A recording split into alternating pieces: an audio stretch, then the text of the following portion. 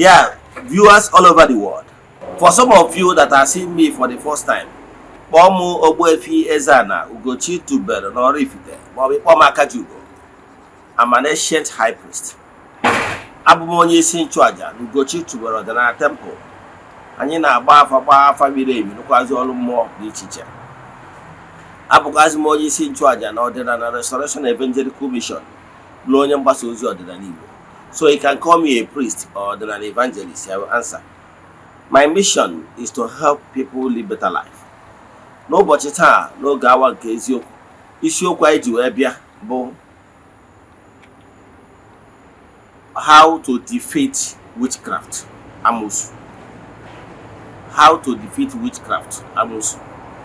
I'm here to tell you that now the greatest challenges we are facing in this gross material world is witchcraft. Ndị ajọ mmụọ na ndị ajọ mmadụ. Nke bụ eziokwu bụ na ọ bụrụ na ị defeat bụrụ ndị ajọ mmụọ na ndị ajọ mmadụ, ị ka na-amụ amụ. Because we are living in a competitive world where envy, jealous has been in existence. We are living in a world of survival of the fittest. It started from time immemorial. As long as some human being is concerned, here is competition. From the ancient time, remember the story of Cain and Abel in the Bible. They mad gonna make it Amosu out of jealous, out of envy.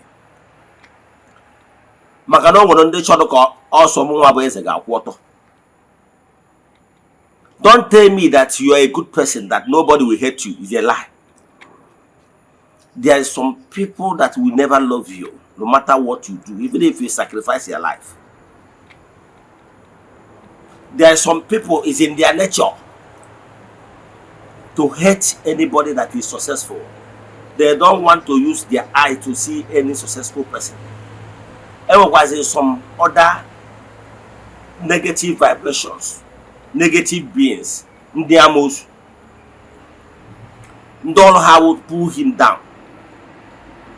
It can never satisfy them. The answer is, the question is, he will form a ring of protection around you, so that Gabriel and Nguba. So that Gabriel Karisia, Kamado Gari Giakia will be. Can negative projection and at the end of the year, I can tell you, go see another.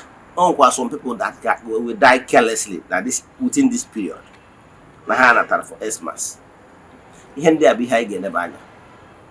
are privileged under the influence of this voice. Before we continue, let's dive into important announcement. We are in the month of December. Our group ritual for the month is still ongoing. You can join us anywhere you are all over the world. Distance barrier and all and then in 4 years now. We have massive testimonies. Forward where 3 prayer requests I get even altar.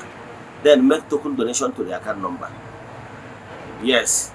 Chat is them other details we need for you in order to book you. This photo to go read my temple, to a call for Kubioku Sindri all over the world. The friends of the temple, the children of the temple, members of Ordinary Restoration Evangelical Mission and consecrated group. To a KCMU was over.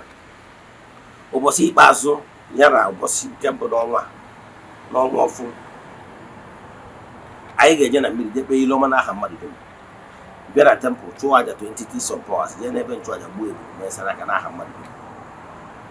When the Chuaquat, Macanaja carry on. So I want to show you now, they are chat naturally. Chat me on WhatsApp. Abukando when Kuzi, I do him and Ankuzia. Chat one WhatsApp. I want to talk about a family, chat him on WhatsApp. Then a screen king of number, there about WhatsApp don't big in your temple. 0805 78 37672. I repeat, 0805 37672. Now let's proceed. Key line name to share button. Invite your friends from the horse's mouth. Or might too long, but if you pay attention, you will learn a lot. I can see a message there to attack. We're taught to the mother now, but to go to the when you can listen here. Now let's proceed. Get a guy in a kumu here how to defeat witchcraft. Amosu. Makano hakanaya. Imihe Amosu. Amosu that good terms that have been declared in creation. Nihoma game meriri. Esigo giya nozi. Ifu giya n'ofu. In fact, I go na law no gather again ma. Nihoma do no so ge. Mana wanne. Ichego 2 days, ichego months, ichego weeks. Onwere ihe ọma ị na-afụ, nwa ihe ị na-aghọta. Ichego even years, onwere ihe ị na-aghọta. My brother, my sister, it is very possible na ihe ọma dị n'ụzọ gị has been hijacked. The problem bụ who will bear the cat. Kedu ka a ga-esi ga napụtakwa ihe ọma dị n'ụzọ bụ nke a hijack by familiar spirits ndị Amosu. Ọha ka a na-aya.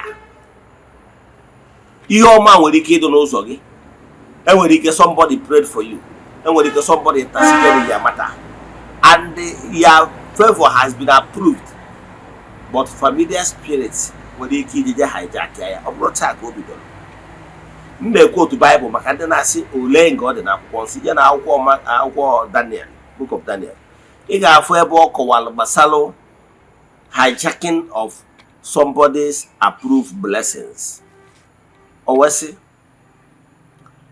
na-enwelu ajelu nke Chukwu esendere to go and deliver prayers, goodies of life to Daniel. And these negative principalities hijacked the angel for a very long time. And why the person, the Daniel, keep praying, it took the intervention of higher entity to come and intercede and to set that particular angel free from captivity. Is when the angels now got to Daniel. He told Daniel that it has been long that I was sent to bring these goodies of life to you, this message. But I have been hijacked by the dark principalities from Persia. So my brother, my sister, I don't know what you are passing through, but I can tell you, some of you, your goodies of life has been approved, but hijacked by familiar spirits, otherwise known as witchcraft. Ndị Igbo gbara ya dịdụ ntufu dị nchọ. These witchcraft people, familiar spirits can come from anywhere. It can come from familiar spirits themselves who bent on stopping you, who bent on stopping your family from progressing, who their primary purpose is to ensure that nobody in your family progresses. Those familiar spirits can be projected by humans.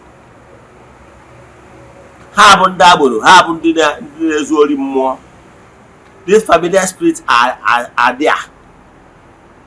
They have been there from the ancient time.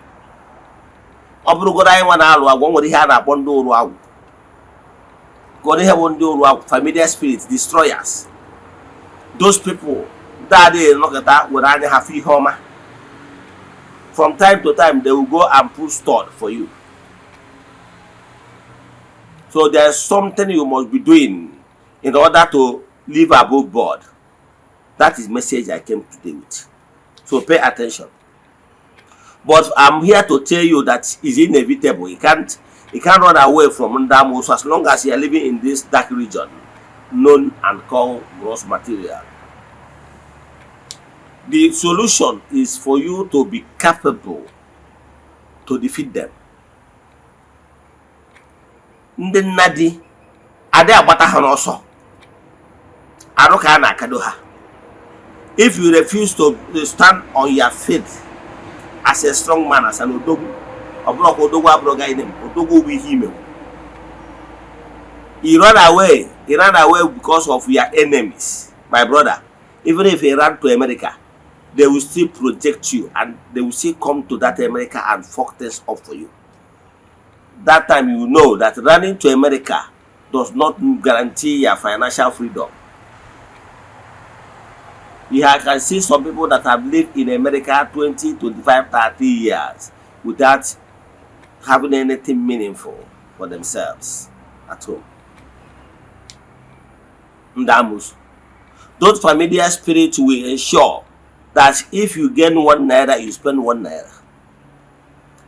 Their primary responsibility is to make you useless.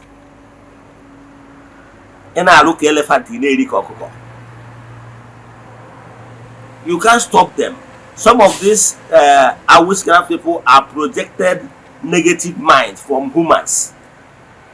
I can tell you that no more some people that hated you from birth. Some hate you because of who you are. Some hate you because of your calling, gift. Some hate you because of the family you came from.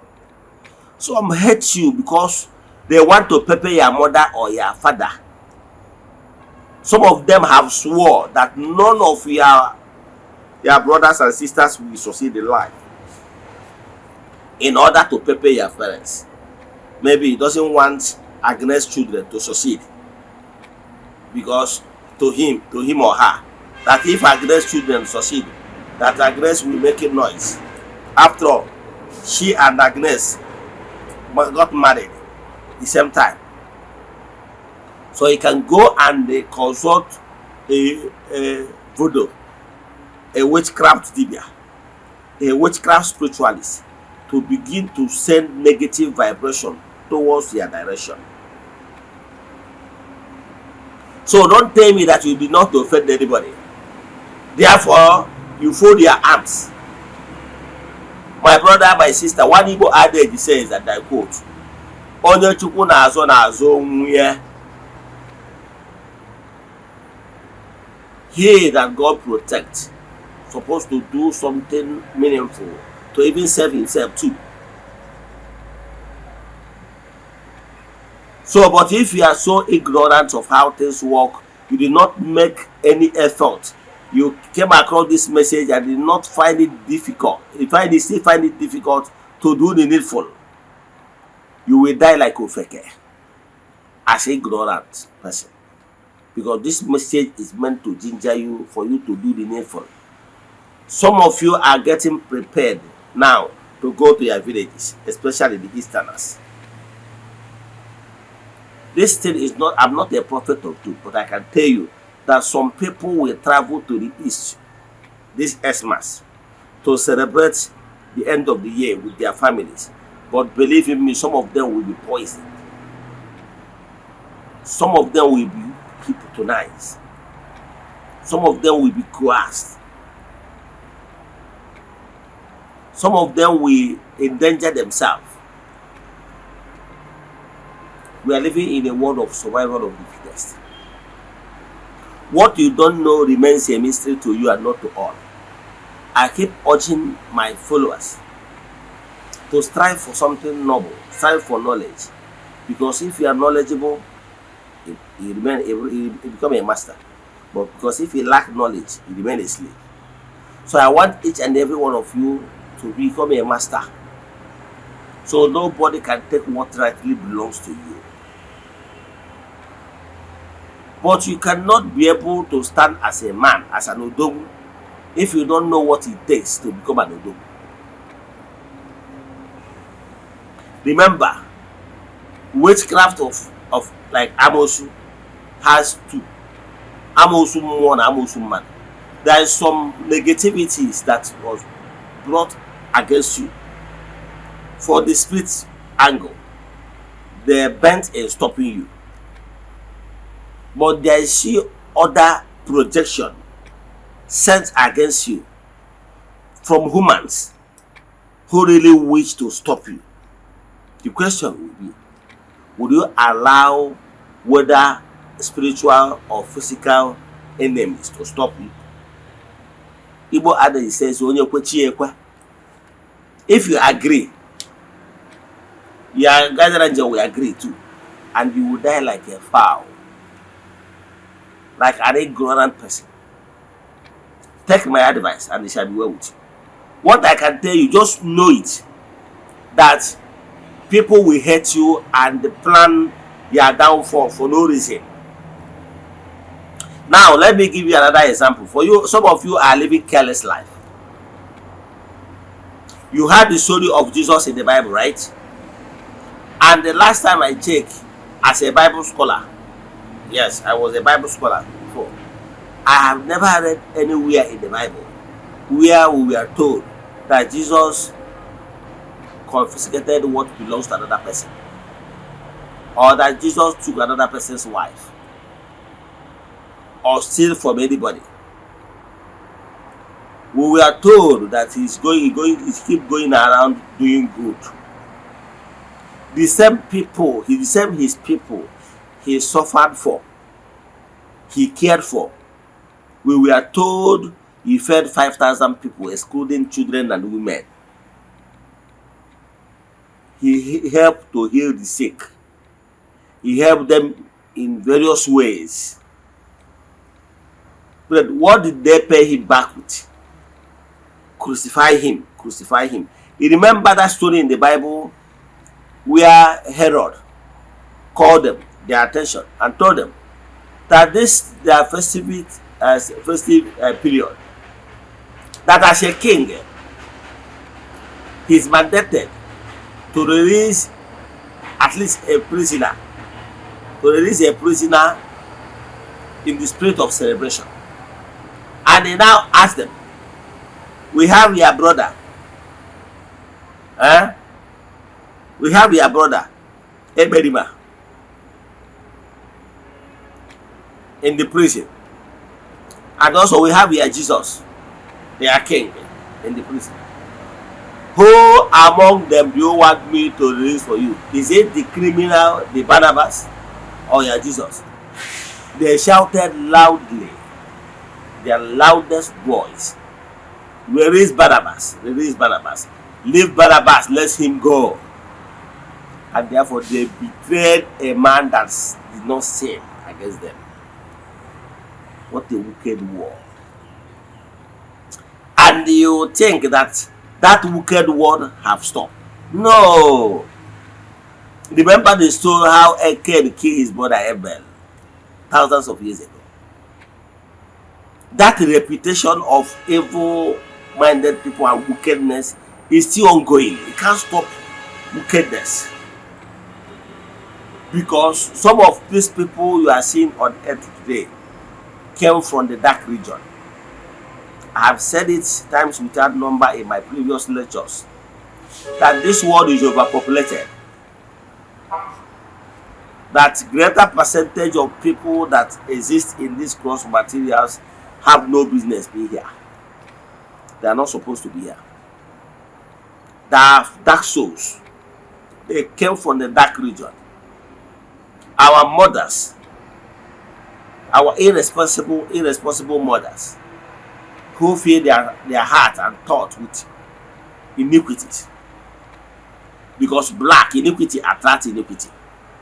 They are the ones that gave these unclean souls ladder, where they are condemned into dark region, waiting for total annihilation. They are the people that gave them a helping hand because of their negative thoughts and longings, and they are attracted familiar spirits like them, and they carry them, give them another opportunity to be here on earth. And how you know them? Those dark souls, they are not human beings. They parade as human beings because mothers gave them hands to reincarnate as humans. They enjoy tormenting people. They are very happy when people are suffering. Their reason of coming back to earth is to cause pains, because they are already condemned souls. The same way, if you release a condemned criminal from correctional center, there is very high chances that most of them will be worst. Once you release them back to society without proper rehabilitation, they will be worse than how they were before they went to correctional center. So that is what is happening, because these dark souls, their primary purpose is to be here on earth to torment people. So they on their own, they bring Amosu, they bring witchcraft, they bring pain. Whenever they cross your path, is to cause pain for you. So they liaise, those dark souls will liaise with negative energy, negative spirits to torment individuals, families. So, but there is something you can do. And there is also some evil people that fill their heart with evil. What I will tell you is that there is 2 ways to do that. If it's people that projecting negative vibrations to you, we have the angel of God.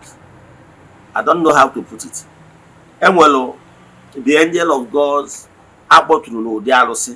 their primary purpose is for protection. Their primary purpose is to wage war against familiar spirits. Their primary purpose, because I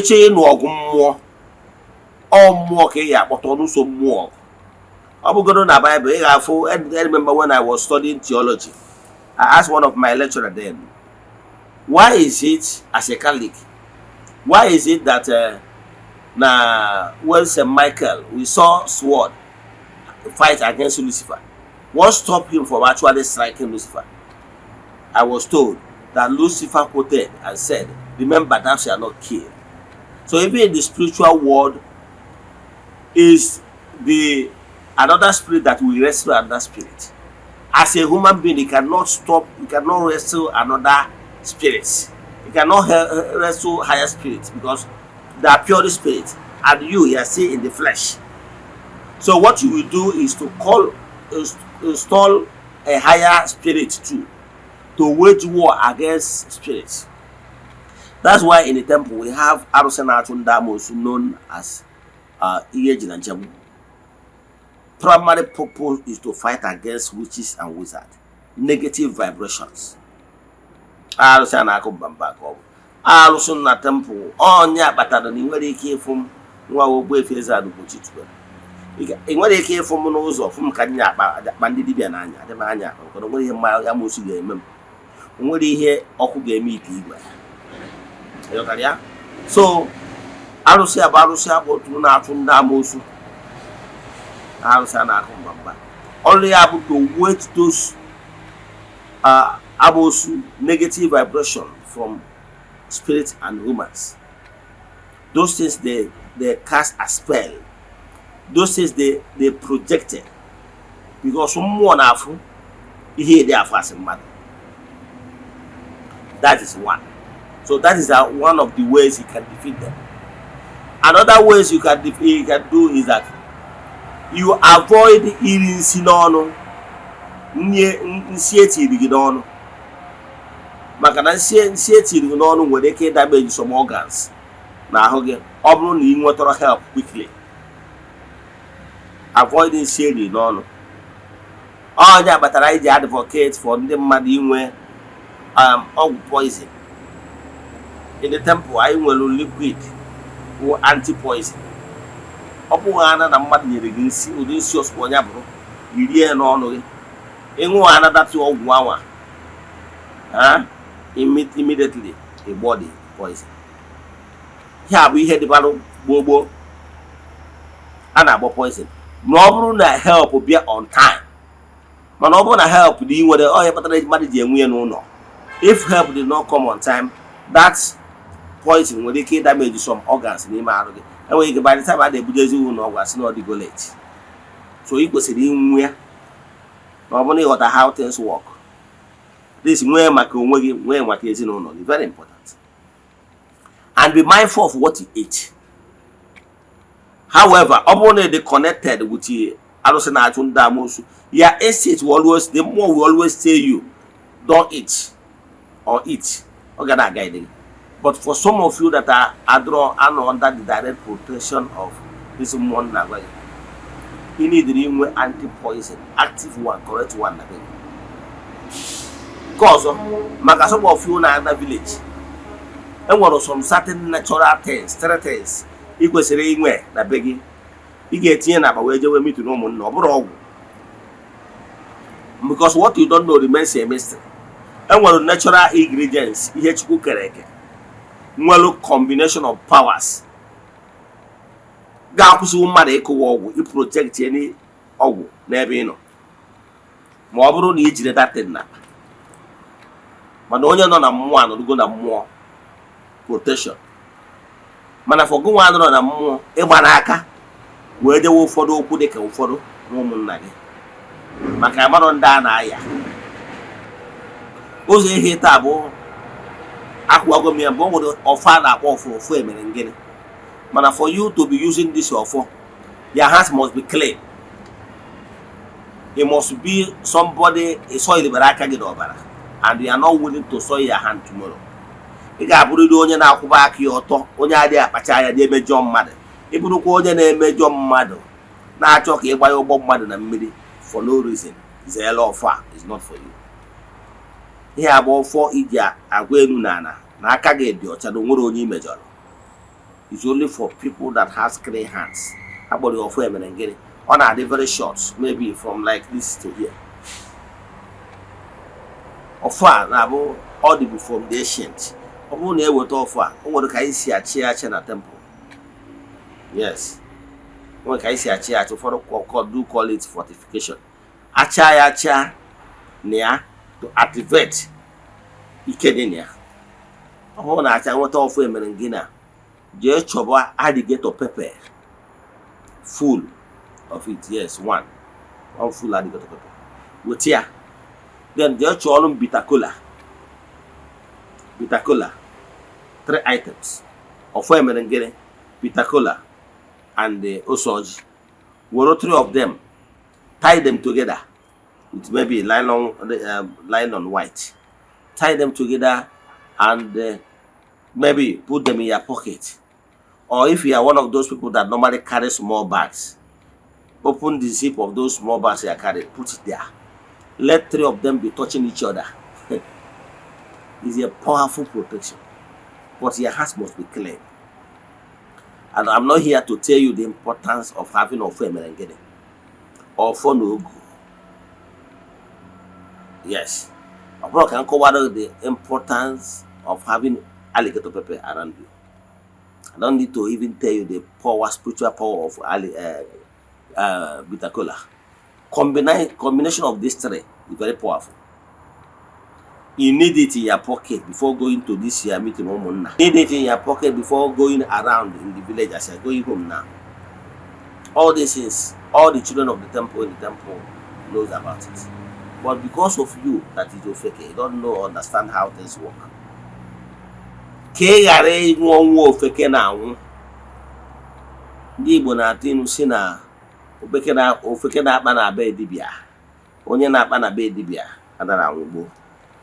Because simple means simple means that whoever that keep in company with a spiritualist does not die carelessly like a nonchalant person. A nonchalant person will be very careless. There are some certain things you're supposed to do. You don't know the combination of these 3 items I told you. The same way you don't know the benefit of going, maybe you are sick, you feel malaria. If you go to a medicine shop, whoever that understands knows how it can combine paracetamol, anticinets, chlorophyll, and rest of them, all the medicine, put them together and give it to you for malaria. And once you take it, you'll be relieved. But you don't know. So take it as a Christmas gift from me to you. You need these 3 things I'm just mentioning for you.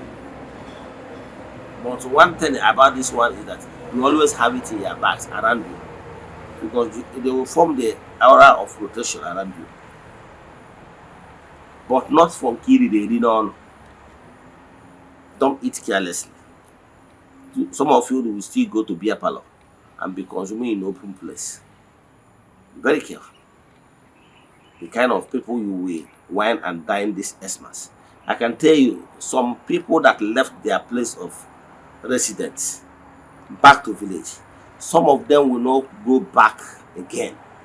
I'm not a prophet of doom, but I'm telling you what is going to happen happening out of carelessness. Some will go back with the disease they contacted from village. Be prepared, because we are living in a wicked world where everybody will not like you.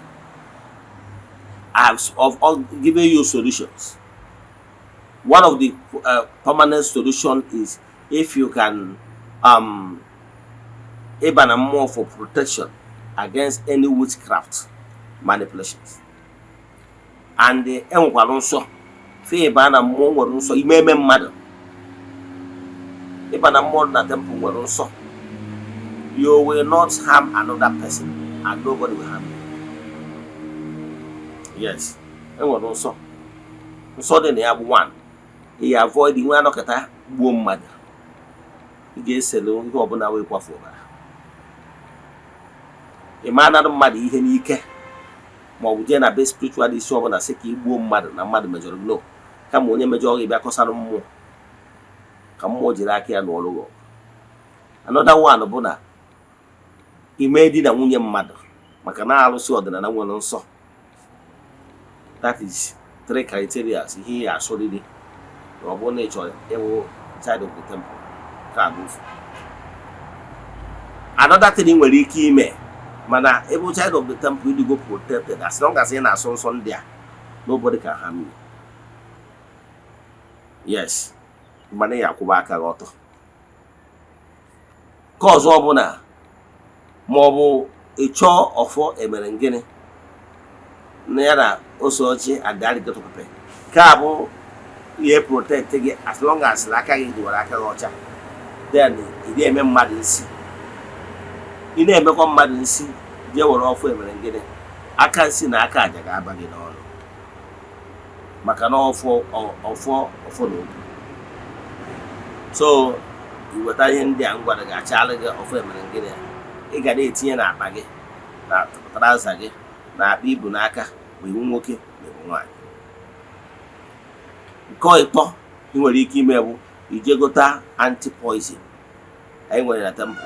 Ị ga-edebe na be gị in case of emergency. Onwe ka gị ma ọwụ ikwu gị si were righarịa ihe. Ka m kwụsị ebe a. Ozi adago ụfọdụ ndị emere maka ya ọ ga-abụ ozi nzọpụta na ozi nwere onwe wee nye ndị dị etu a. Ọ bụrụ na o nwere ajụjụ igwe na nkụzi a, chaatị m na WhatsApp 0805 7837672. I repeat 0805 7837672 on the screen again. Let us pray. Ekwere m na Chineke. Ekwere m na ọ dịghị ihe si n'ime ike nke Chineke na-apụghị.